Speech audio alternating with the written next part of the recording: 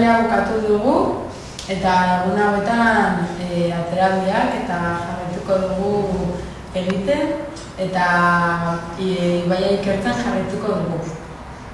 Vale, gehitu nahi bada... Bai. Ni jarri diot Ezke ibaiari 9 bat, zeren oso estua da nire harremana ibaia horrekin txikitatik joaten izerako Luzaro, horra, bainatzera eta pasak ematera, zen dago nire herri ondoan, eta gero Aragoi ibaia 8 bat, zeren nire beste herriantik pasatzen da, eta beti hartzen dugu ura hortik edateko etxean, eta asko egoten gara hor, eta txakurra beti dago klasean.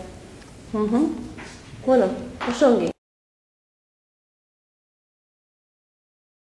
Kaixo, gu Hirugarren mailako dibertsifikazio talde bat gara, 8 eskalagun gara, gara Irati Azkarate, Inigo Aziain, Oñar Lagoke, Jesus Esteban, Luis Txarri, Erdar Sánchez, Aitor Txamorro, eta ni Oñane Bari. Egin dugu proiektu bat, ibaiarekin lotuta, eta hainbat jarduera egin ditugu hori lantzeko, eta ikusteko ibaiaren hainbat aspektu.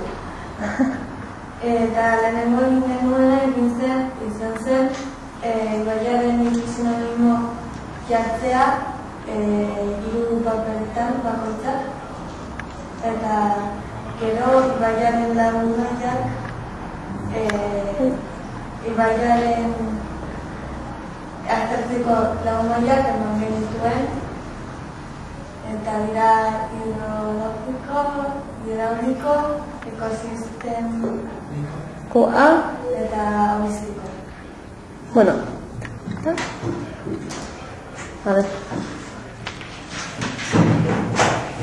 Lau media horiek nik azalduko ditut, eta hidrologikoa ura ibilbide batetik doana da. Hidraulikoa aurrekoa gehi sedimentuak eta haien dinamika. Ekosistemikoa aurreko biak gehi flora eta fauna.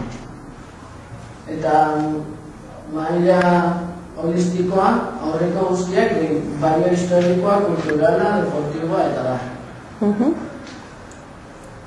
Eskerrik asko. Gero sinonimo horiek zeikatu genituen lagunari horretan, eta maila hidrologikoan erazen ura. Lehenengo zatia azaldu dute Edgar eta Oiane, eta bigarren zatia azaldu behar dugu Jesibalik eta nik. Zenbaki batez gure ibaia batu dugu, nik adibidez eman dio 6 bat, Zadarri ibaiari, zeren ni txikita nintzenean, bai baten nintzen asko tonarekin, eta horremen polita dauka. Eta gero marraski bat egitu. Oso ongi, eskerrik asko. Nik jarri diot Argai ibaiari nota oso baxua, zeren momentuz nire bizitzen ez naiz ibaiara joaten eta horrela, orduan ez dauka sentimendurik ibaiaren gar, eta orduan marrazkia azaltzeko nire indiferentzia ibaiarekin. Oso ongi, eskerrik asko.